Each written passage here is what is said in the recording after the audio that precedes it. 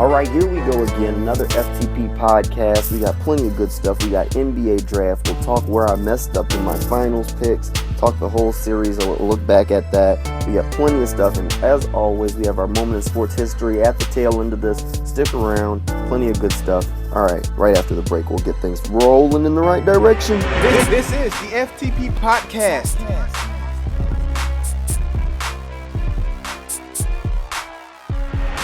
All right, let's get things rolling on the NBA draft. That's what season we're in now that the finals have wrapped up. And there's a little bit of depression for me with this. I love draft season with the NFL, and I like the NBA draft, I do, but for some reason there's not as much fire for me. I do love digging into stuff because I love talking to people like, I've watched all the highlights of this guy. No, that is not how you evaluate a prospect. That is the first words out of my mouth. Well, how much game film have you watched? I've watched all his highlight reels. I could look like a beast in a highlight reel. That don't mean I belong in the NBA. What? Come on now. Let's get better than that. I think my first problem with the NBA draft is this lottery system is outdated. Gotta go. Got to go. Once they revamp that, then we can start building some hype back around this thing. So let's think about some of the players that we got coming out this year. Some of the top guys. I mean, per usual, our top guy is a Kentucky player, Karl Anthony Towns, given consensus top player in this year's draft. Plain and simple. I mean, there's a little argument here and there, but for the most part, it's a given for him. The next guy, in my opinion, I like Jahlil Okafor, but, there's a lot of discussion as whether he really fits in the NBA, and when I say does he fit in the NBA, he's a lot more of a back-to-the-basket type player, and especially even with Golden State just winning, there's a lot of, the NBA is getting away from that. It's a lot more run and gun, get up and down the court, small ball. Basketball has been evolving, but that's really because they don't have many dominant centers in today's game. So teams are having to find other ways to make use of their talent, and you don't have to worry about defending those dominant centers. So do you really need a huge guy on the court? Not usually, because, you got a lot of mid-level, decent centers around the NBA, but most of them aren't guys that you really have to game plan against. Because you don't have to game plan against them, you put a fast guy out there that they can't really keep up with, and it forces the other team to have to take him off the court. End of story. So can Jahlil be that dominant guy? He was pretty dominant at the collegiate level. Does that carry over? We'll see. I think he obviously has a little work to do, as all rookies do, but who's to say that he can't do it? Very talented individual. I think he has an opportunity. Now, a sleeper guy that I like, I was pretty critical of him along the way, and I think at this point he's not even really much of a sleeper anymore. Kaminsky from Wisconsin, after what he was able to do in the tournament and all year for Wisconsin, really, how do you call him a sleeper? But, he's not projected to be a top 10 pick, so I'm calling him a sleeper right now. I think he's a guy who, he showed that he has the tools to be successful. He has the work ethic, and he has the want to win. So I think he has an opportunity, given his size and his skill sets, that in a good offense, especially with his range and the way teams want to get up and down the court, he's a guy that's quick. He can operate outside the paint. He has a nice jumper. I think he's a guy that especially a team that plays small ball, I could see him being a beast as a stretch four in an offense for a team. I could see that. I could definitely see that. And there's some other guys that really jump off at me. I like R.J. Hunter. I think he's a pretty good prospect coming out. But after that, I'm pretty devoid of guys that I'm just in love with. And I think when you listen to me, I can give you a list of guys in this year's draft. And this is whenever I'm evaluating prospects. NFL, NBA, MLB. I can give you a list of guys I hate. But I'm very selective with guys I'll give my cosign to. And I think I'll give it to Sam Decker. I like him. I think he has a ton of potential. I like R.J. Hunter. I like what he's been able to do. He's a coach's kid, so he's a smart guy. He was a hard worker. I think he can come in, and I don't know if he's going to be as much of an immediate impact guy, but I think he has a lot of potential to be something. I think if you're bargain hunting, a guy like Travis Trice, the point guard from Michigan State, I think you'll probably be able to grab him in the second round, maybe even undrafted, and he's a guy that I think could come in and be a utility point guard for you off the bench and give you some quality minutes. I'm not saying he's going to be a superstar or anything like that, but I think he could be a quality minutes, a quality rotation guy for you. And I think that's really what you need. I know when all those Kentucky guys came out, a former Kentucky guy, Patrick Patterson, he sent them all a letter and told them, role players have 10-year careers. And there's nothing wrong with being a role player. Teams are filled with guys that are role players, and he's right. Every team has roles. Every team needs role players to be successful. And I think this is going to bring us in after the break to our finals talk, but that's one of the things that hurt Cleveland. They didn't have enough. They had a lot of role players, but all of their good guys got hurt, and they didn't have enough role players to really fill the situations. Because if you looked at their bench, they just decided not to play a lot of guys. And, you can question whether that was coaching or whether these guys just didn't have a role or they all overlapped or what may it have been. But every player on a team should have a role, whether it's veteran leadership and on-court leadership or, you need three-point shooters. You need guys that can rebound. You need scrappy guys that are just, pains in the butt on defense. You need all those things to be a successful team. So if you have one skill, hone it. That can keep you in the NBA for a long time. All right, after this quick timeout, we're going to jump in and I'll give the whole I was wrong speech. This is going to hurt me, but all right. This is the FTP Podcast.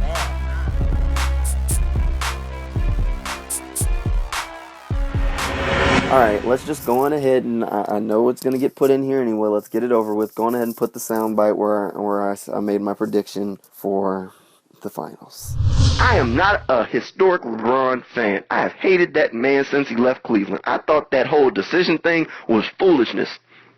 But I have picked him. I am going to ride with him, and don't nobody offer me no opportunity to jump off my Cavs bandwagon for the finals. Not no more. I made a selection. You can roll back the tape. I'll make it again. Cavs in 7. I'll say it one more time for you, just in case you ain't heard me. Cavs in 7, Cavs in 7, Cavs in 7. I don't care if Kyrie out there. I don't care who the other 4 players out there. Right now, I am going with that man with the last name James. All right, now that we've all heard that, I was wrong. I picked the Cavs in 7. We got to 6. They didn't win. I believed in a guy that I've never believed in before. I chose to go with LeBron. I chose to say I saw something in him earlier in the playoffs. And, I've never been a huge LeBron fan. I've never been a huge LeBron detractor. I think he's an extremely talented guy. But I've just never chosen to be on his side because I love gritty guys, and I just haven't seen that grit in LeBron. I thought I saw something in him, something to say he was ready to take charge. And it just didn't happen. I mean, not to say that he had a bad series. He played well. He just wasn't able to lift his team to the next level. I think the Golden State Warriors obviously did a good job of taking care of business. So, and looking back at the series, you saw obviously that there was a little bit of point where Cleveland kind of had some momentum going in their way, and then Steph Curry, the MVP, did exactly what MVPs do, and he got a lot of help from his guys. I mean, Andre Iguodala obviously won the Finals MVP for a reason. He was a force in this series on the offensive end, and I think that obviously had a lot to do with it because Golden State was able to limit what a lot of those wing guys for the Cavs were able to do, but the Cavs weren't able to reciprocate that against Golden State consistently. So the turning point in the series, obviously, I think it shouldn't have taken this long. I think they should have figured this out a long time ago. The turning point was when Golden State took Bogut out and decided to go with the small ball lineup that they've used to forge comebacks all season. They used it against Memphis when they got in trouble, and they've used it all season long whenever they get into trouble with leads or they fall behind. They put this small ball lineup in, and the way I describe it is leads just disappear. And there's obviously nothing wrong with wanting to play with your big guy. I mean, Bogut is a pretty good center, and I mean, if you want to rank centers in the NBA, I don't think he'd be in the lower half of that. I think he's a pretty talented guy. But when you have a team with as many shooters and offensive threats as Golden State has, I think you want to space the floor as best as possible. And because you just want to get Curry as many open looks. So you get guys running around and you give him different lanes and different things to work with.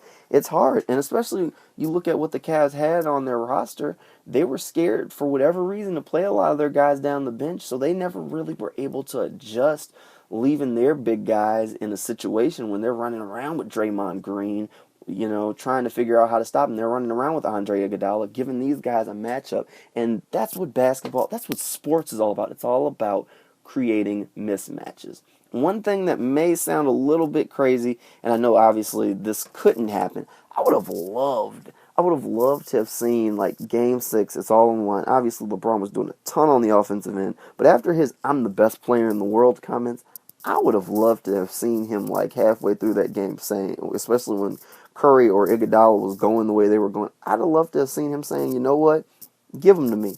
I'm going to stop it. I'm going to put an end to it. And go out there and try and lock them down. Even if he was unsuccessful, I would have liked to have seen the attempt on his part.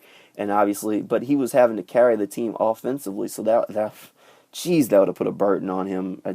Just from a fatigue standpoint, he wasn't spending any sort of time on the bench. People criticize Monty Williams for the way he played Anthony Davis against the Warriors. But, God, look how many minutes LeBron was playing against the Warriors. Obviously, it's the finals. There's nothing else left, But in Game 6, I wouldn't have taken him out either. There is no tomorrow you lose that game. You want to put your best player on the floor. And to me, he made the "I'm the best player in the world" comment. And you know what? You talk the talk, walk the walk, buddy. And, obviously he did his part, and, basketball is a team sport. You need other guys to be successful. And, some of his teammates did come to his defense, but at the end of the day, the Warriors just had cohesiveness. They played better together as a team, as a unit, and they won. I was wrong. I'm just going to say this one more time, and then we're going to forget this ever happened. I was wrong. Now, I think this series went to the team with a coach. A lot's been made of LeBron and Blatt's, relationship since the finals have been over. In my opinion, I think Blatt is more of an intern. Yes, that's an insult toward David Blatt. I'm sure he knows something along basketball, but I think he's in over his head, and I think he's looked in over his head for a long time now. But we can get a lot deeper into that on another day. All right, we're going to go on ahead and move forward. Warriors got some hardware, and so did the Chicago Blackhawks. They capped off their season with a Stanley Cup. Man, this is a dynasty. This is their third one in 6 seasons. This is getting a bit ridiculous. They've got people in Chicago all over the place loving hockey. And, the NHL is not a dominant sport, not like the NFL, the NBA, or the MLB, but, you can't tell anybody in Chicago that right now the way the Blackhawks have been dominating. So, congratulations to them and keep up the work, because, boy, who's going to stop that right now? Seriously, this is ridiculous. All right, the fight dubbed the Battle of Ohio, Broner versus Shawn Porter. I'm so sick of Broner talking, man. I love the boy's attitude. I love it. His attitude going in. He's talking stuff all the way through, and then he goes in this fight and loses. I want to love AB. I want to love him so bad. I love his attitude. I even like his fighting style, kind of. He is a talented kid. But if you're going to talk, if you're going to go out there and you're going to say stuff, you're going to talk the talk, just like I said with Brian. If you're going to talk the talk, boy, you better walk the walk, because if not, the criticism is that much harsher. And that's my problem there. He talking the talk. And not to say that his record's bad at all, or anything like that. He's an extremely talented fighter, and he's won most of his, but he's also come up short. Just like in this one against Shawn Porter, it was a unanimous decision for Porter. Come on, Bronner, you gonna get into it all the way through? Boy, you gotta back it up. Hey. All right, Washington Nationals pitcher Max Scherzer, he had a no-hitter. Man, this is a heartbreaker for me. He was one play away from having a perfect game. A no-hitter is nothing to slouch at, but a perfect game, and I know we got sound from him saying, it's no big deal, but man, he has to be heartbroken over this. You hit Tabata there with 2 outs in the 9th inning, a pitch away from a perfect game. You settle for the no-hitter. Does that matter at all to you? Is there much of a loss? There is, but just because you're so close, you're with 2 strikes from away, you're 1 strike away from a perfect game. But just be able to get a no-hitter in front of these fans, everybody cheering behind me, it's just nothing better. There's nothing. All right, we're extending our condolences over to the families of Charles Barkley and Doc Rivers, who both are grieving from the loss of their mothers. All our thoughts are with them right now. All right, we're wrapping things up, winding down. I'm running out of time. Our moment in sports history. Let's take it way back, digging in the crates for this one. 1939, doctors revealed Lou Gehrig has ALS, which also would be commonly referred to now as Lou Gehrig's disease. All right, thanks again for tuning in. We got all the good stuff you're looking for. You can Google us from the press box. You can hit it on Twitter, YouTube, and everything in between, even Instagram. Whatever you're looking for, type in from the press box. We'll pop up. Again, thanks for listening. We'll be back next week. I was wrong on the finals. I'm never saying it again, so you'll never hear me say that. Not one more time. All right, blah, blah, blah, blah, blah. All the good stuff. See ya.